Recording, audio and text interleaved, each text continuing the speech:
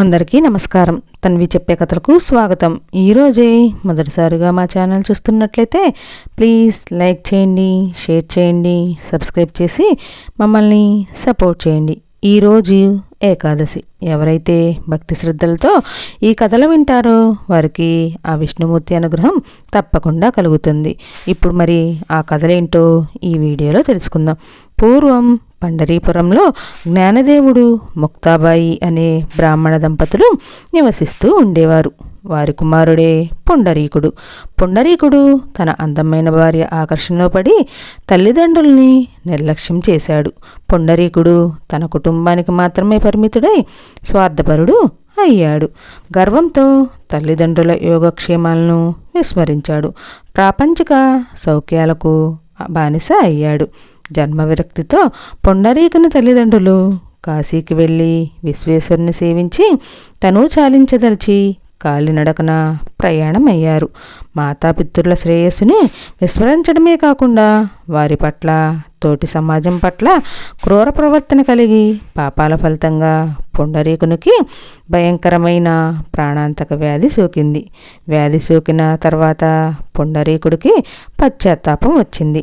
భార్యాబిడ్డలతో కూడి కాశీలో ఉన్న తల్లిదండ్రుల వద్దకు చేరాలన్న తపనతో గుర్రబండిపై బయలుదేరాడు. అలా ప్రయాణిస్తూ మార్గమధ్యంలో కుక్కట మహాముని ఆశ్రమం వద్దకు చేరాడు. ప్రయాణ బడకలతో ఆ రాత్రి ఆ ఆశ్రమంలోనే బస చేశాడు. రాత్రి సమయంలో కొందరు అందమైన స్త్రీలు మురికి వస్త్రాలతో ఆ ఆశ్రమంలో ప్రవేశించడం గమనించాడు. మరుసటి రోజు ఉదయాన్నే వారు దేవతామూర్తులై తెల్లటి వస్త్రాలను ధరించి బయటికి రావడం మొదలుపెట్టారు. వారు ఎవరు వారు అని తెలుసుకోవాలి అని అనుకున్న పుండరీకుడు వారినే అనుసరించాడు. ఆశ్చర్యం ఏమిటంటే వారు ఎవరో కాదు, గంగా, యమున, సరస్వతి మొదలైన పుణ్యనది దేవతలు. మానవులు అనేక పాపకార్యాలు చేసి పరిహారానికి నదుల్లో పుణ్యస్నానం చేస్తున్నందున వారి పాపాలను గ్రహించి వారిని పవిత్రులను కావిస్తున్న పుణ్యనది తల్లులు. అలాంటి దేవతామూర్తులు ఆ ఆశ్రమంలోనే మహాముని రాత్రంతా సేవించి తమ దివ్యశక్తిని తిరిగి పొందగలుగుతున్నారు. ఈ విషయాన్ని దేవతామూర్తుల ద్వారా తెలుసుకొని పుండరీకుడు వినమ్రుడై ఆ దేవతలకు ఎంతో భక్తితో నమస్కరించాడు. దివ్యశక్తితో అతని ఔన్నత్యాన్ని గ్రహించిన గంగా అతని ఆ జన్మ పాపాలను హరించి జ్ఞానోదయం కావించింది. తరువాత పుండరీకుడు కుక్కట మహాముని వద్దకు వెళ్ళి అతని దివ్యశక్తి సంపదకు మూలం ఏమిటి అని ప్రశ్నించాడు. జన్మనిచ్చిన తల్లిదండ్రులే ప్రత్యక్ష దైవాలని, వారి సేవయే పరమధర్మమని, వారికి చేసిన సేవయే తన ఉన్నతికి కారణమని బదులిచ్చాడు ఆ మహాముని. ఆ మాటలు విన్న పుండరీకుడు తన అజ్ఞానానికి ఎంతగానో బాధపడ్డాడు.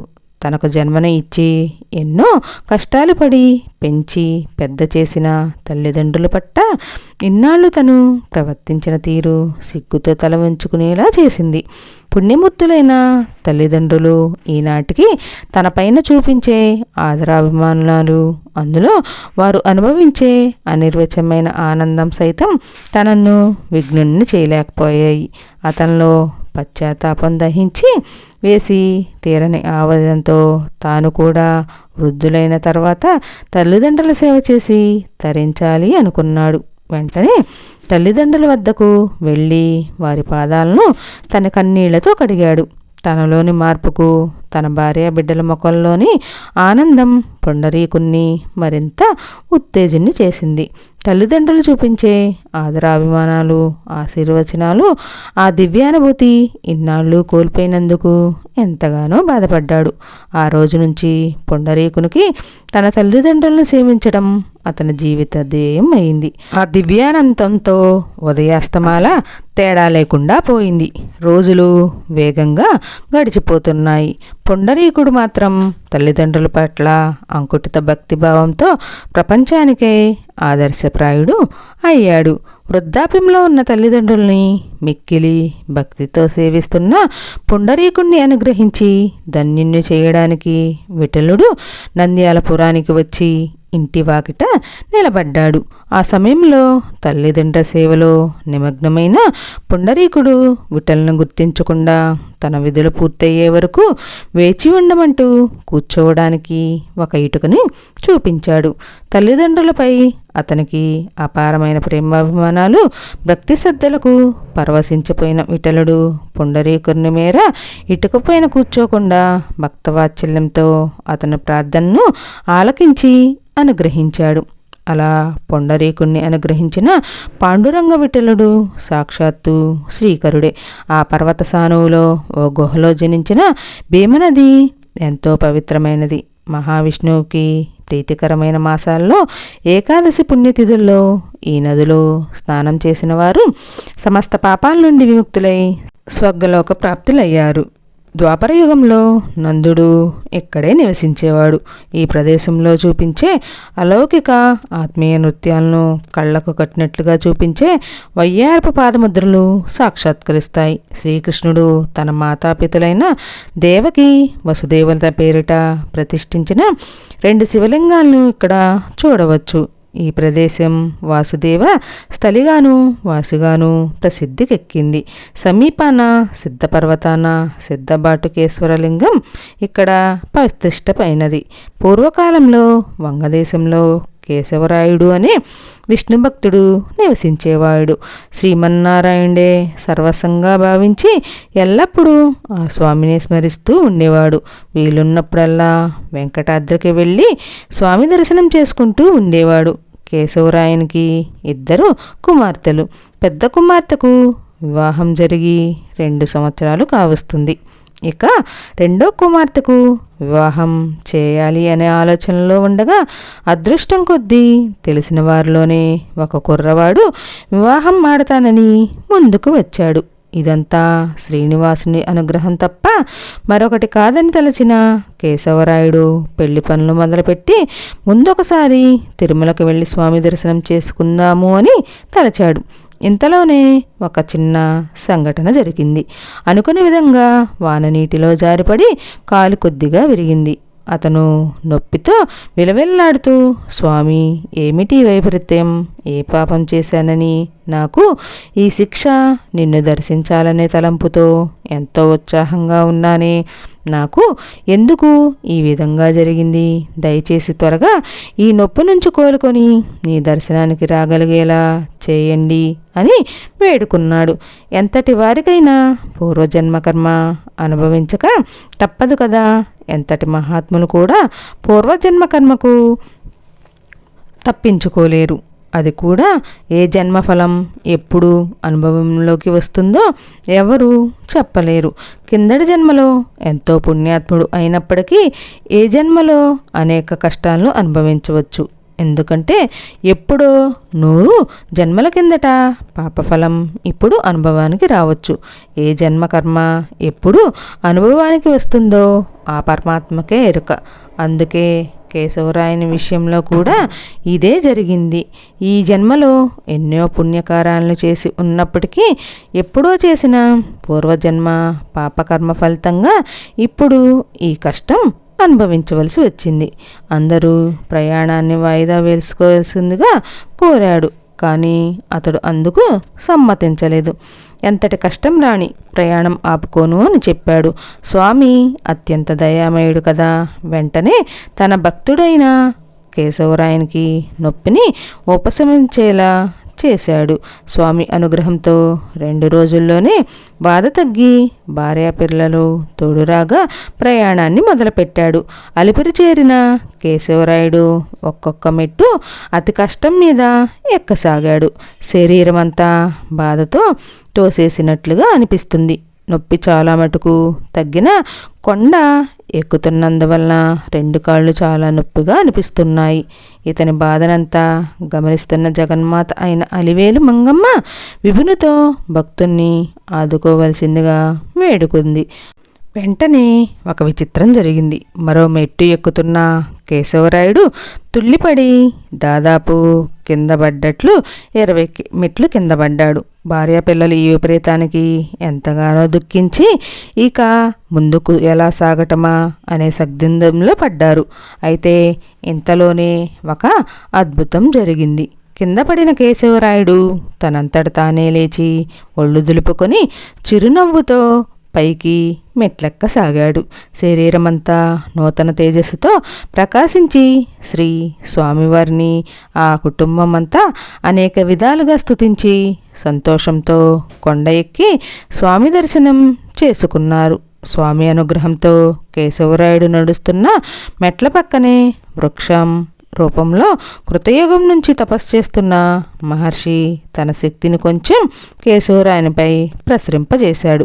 ఒక్కసారిగా వచ్చిన ఆ శక్తిని తట్టుకోలేక కింద పడిపోయిన కేశవరాయుడు ఆ దివ్యశక్తి ప్రభావంతో సంపూర్ణ ఆరోగ్యం పొందాడు. తిరుమల కొండ ఎక్కుతున్న భక్తులకి ఇటువంటి శ్రీ స్వామివారి లీలలు ఎన్నో అనుభవానికి వస్తాయి. పూర్వము త్రేతాయుగంలో శ్రీరామచంద్రుల వారు సీతా సమేతంగా ఈ కొండను ఎక్కి శ్రీ స్వామివారిని దర్శించారు. వారి రాకతో బ్రహ్మాది దేవతలందరూ వచ్చి అద్భుతమైన ఉత్సవాల్ని 1 నెల కాలం పాటు నిర్వహించారు. బ్రహ్మాండమైన యజ్ఞం నిర్వహించబడింది. ఈ వెంకటాద్రి అతి పవిత్రమైనది. కలియుగంలో మానవులకు ఈ వెంకటాచల యాత్రకు మించిన భాగ్యం మరొకటి లేదు. ఒక్కసారి యాత్ర చేసి స్వామిని దర్శిస్తే సర్వపాపాలు తొలగిపోయి అష్టైశ్వర్యాలు లభించగలవు. ద్వాపరయుగం నాటి కథ. మణిపురి పాలకుడు మయూరధ్వజుడు. అష్టైశ్వర్యాలు. వీరు మహాపరాక్రమవంతుడు, గొప్ప దానశీలి.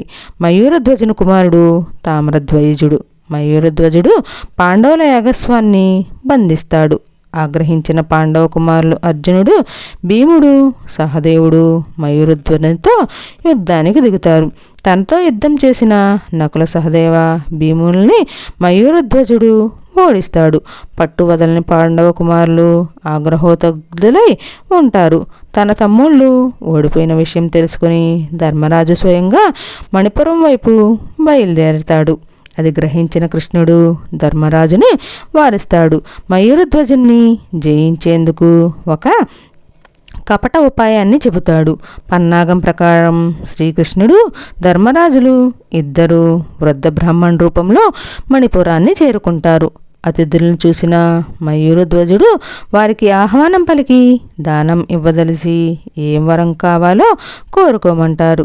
అప్పుడు శ్రీకృష్ణుడు కల్పించుకుంటూ, మహారాజా, మేము తమరి దర్శనార్థమై బయలుదేరి వస్తుంటే అరణ్య మార్గంలో ఒక మృగరాజు దురదృష్టవశాత్తు అతని కుమారుడిపై దాడి చేసింది. ఈ హఠాత్ పరిమాణానికి మేము ఎంతగానో చింతిస్తూ అన్యం పుణ్యం ఎరుగని బాలుడిని ఈడ్చిపెట్టవలసిందని మృగరాజుని ప్రార్థించాము. అప్పుడు ఆ మృగరాజు విచిత్రంగా మానవ భాషలో మాట్లాడుతూ, ఈ బాలుడు మీకు దక్కాలంటే మణిపుర రాజ్యాధిపతి అయిన మయూరధ్వజుని శరీరంలో సగభాగం నాకు ఆహారంగా ఇప్పించండి అని కోరింది. దానకరులైన ప్రభువు మా యందు దయ ఉంచి తమ శరీరంలోని సగభాగాన్ని మాకు దానం ఇచ్చిన ఎడల ఆ పసిబాలు భవిష్యత్తు ఉన్న బాలుని కాపాడుకొని వారి అవుతాము అని దీనంగా చెప్పుకుపోయాడు.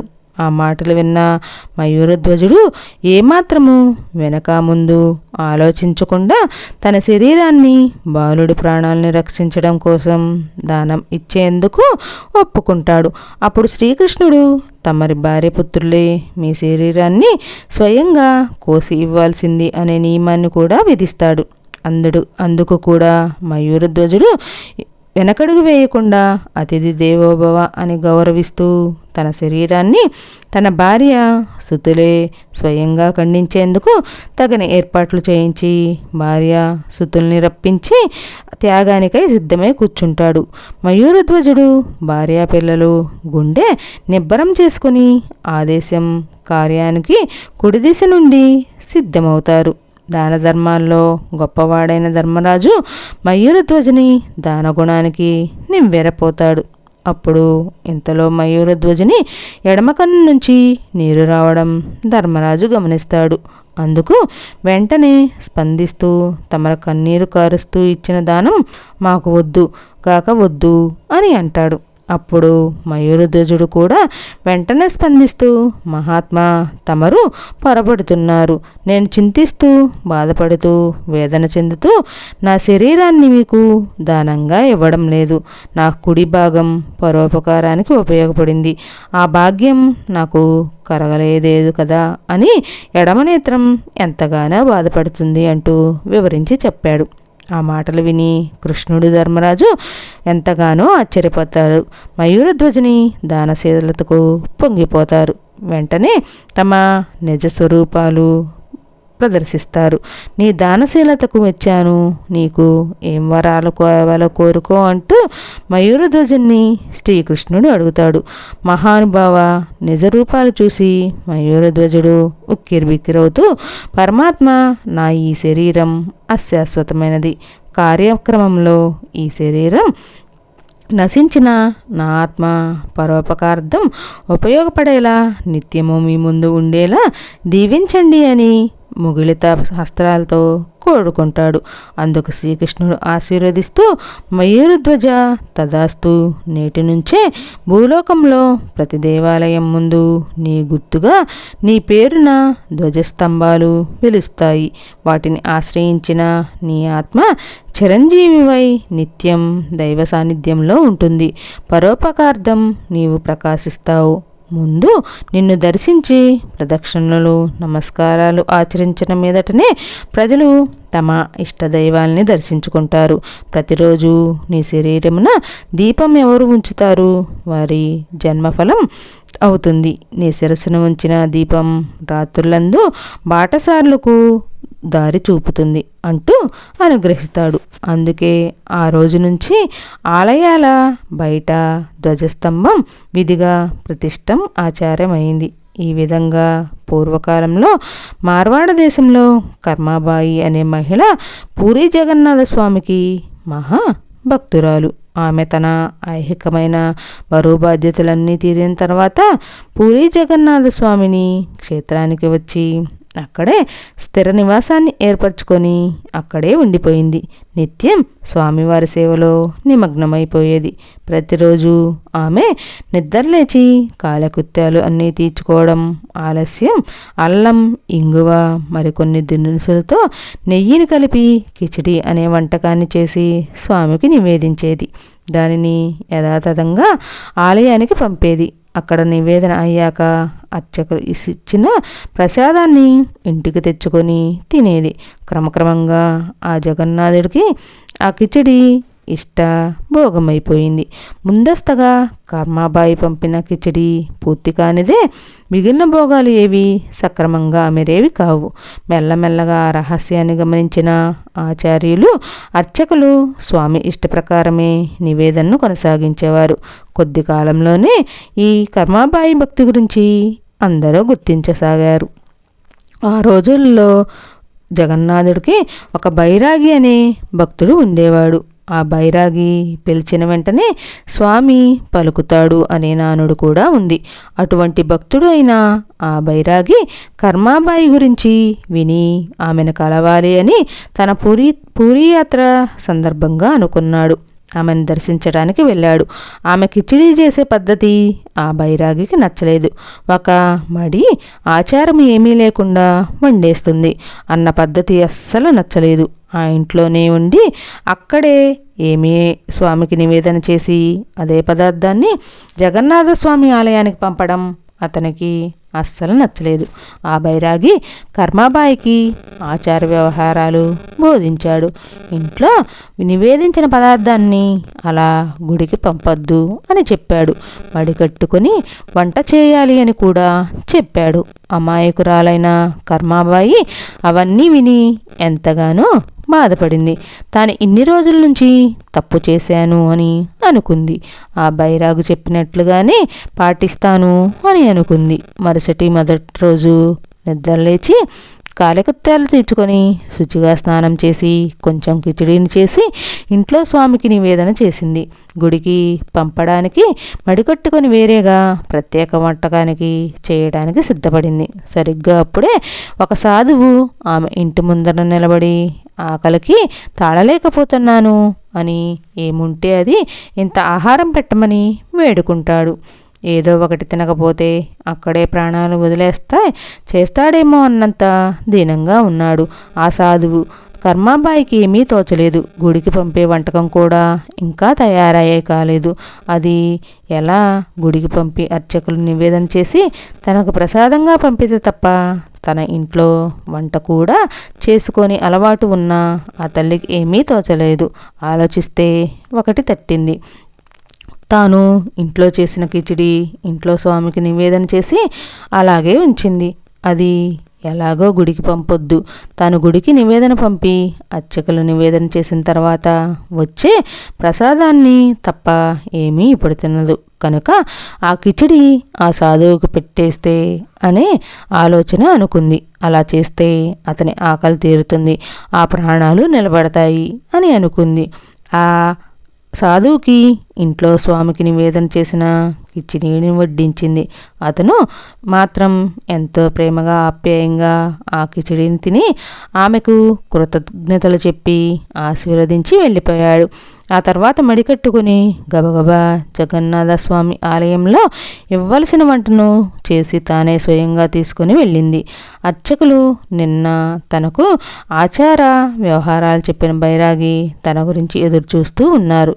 ఇంత ఆలస్యం ఏమిటమ్మా అని అడిగారు. కొద్దిగా విసుక్కొని ఆ మంటను తీసుకొని స్వామిగా అడ్డంగా ఉన్న తెర వెనక పెట్టి తెరను తొలగించారు. ఒక్కసారిగా అందరూ ఉలిక్కిపడ్డారు. స్వామి నోటికంతా కిచిడి అంటుకొని ఉంది. మూతి సరిగ్గా కడుక్కొని చిన్న పిల్లవాడి ముఖం వలె ఎంత అందంగా ఉంటుందో స్వామి ముఖం కూడా అంతే అందంగా ఉంది. ఆ మహిమను చూసి అందరూ ఎంతో ఆశ్చర్యపోయినా అలా స్వామి నోటికి ఆహార పదార్థం ఎలా అంటుకొని ఉండడం అరిష్టం అని భావించి అర్చకులు ఆ బైరాగిని అదే విషయం అడిగాడు. అప్పుడు అర్చకుడు, స్వామి నీవు అడిగితే పలుకుతారు కదా, అసలు ఏమైందో కనుక్కోండి అని అడిగారు. అందుకు సరేనని ఆ బైరాగి స్వామిని అడిగారు. అప్పుడు స్వామి వైపు నుండి అదృశ్యవాణి ఇలా చెప్పడం ప్రారంభించింది. బైరాగి, నీకు ఒక్కడికే కాదు ఇక్కడున్న వారందరికీ చెప్తున్నాను, శ్రద్ధగా వినండి. కేవలం భక్తి శ్రద్ధలతో కర్మాబాయి ప్రేమగా పంపే కిచిడీ భోగం అంటే నాకు ఇష్టమని మీకు అందరికీ తెలుసు. కానీ నిన్న నా ఇంకో భక్తుడైన ఈ బైరాగి ఆమె దగ్గరికి వెళ్ళి భక్తి శ్రద్ధలతో పాటు ఆచార వ్యవహారాలు అవి ఇవి అంటూ ఆమెను నూరిపోశాడు. అంతటితో ఆమె ఇంతవరకు తాను పాటించవన్నవన్నీ అపచారాలు అని అభిప్రాయపడి భయపడిపోయింది. తన ఇంట్లో ఉన్న నా మూర్తికి ఎప్పటిలాగే నివేదన చేసి ఆలయ నిమిత్తం నుండి ముడికట్టుకొని మరొకసారి వంటకు ఉపక్రమించింది. దానివలన నిత్యం నాకు జరిగే భోగానికి 5 గడియలు ఆలస్యమైంది. నేను ఆ ఆలస్యంతో ఆకలికి ఉండలేకపోయాను. ఆమె పంపలేదు కాబట్టి మీరు నివేదన జరపలేదు, నాకు అందలేదు. ఆమె తన ఇంట్లో నా గురించి చేసుకున్న కిచిడీ భోగం వండడం వల్ల, అది అంటే నాకు ఎంతో ఇష్టం కావడం వల్ల ఆమె ఇంటికే వెళ్ళి నాకు నివేదించిన భోగాన్ని తినేసి వచ్చాను. మళ్ళీ ఇక్కడ ఆమె తెచ్చి వంటకం నివేదన ఉన్నందువలన తొందరలో నా నోరు కడుక్కోవడం మర్చిపోయాను. ఇక మీ ఆచారాల ప్రకారం భోగ నివేదన కానివ్వండి అని వినిపించింది. ఆ విధంగా వినిపించిన స్వామివారి అదృశ్యవాణి విని అందరూ ఆశ్చర్యపోయారు.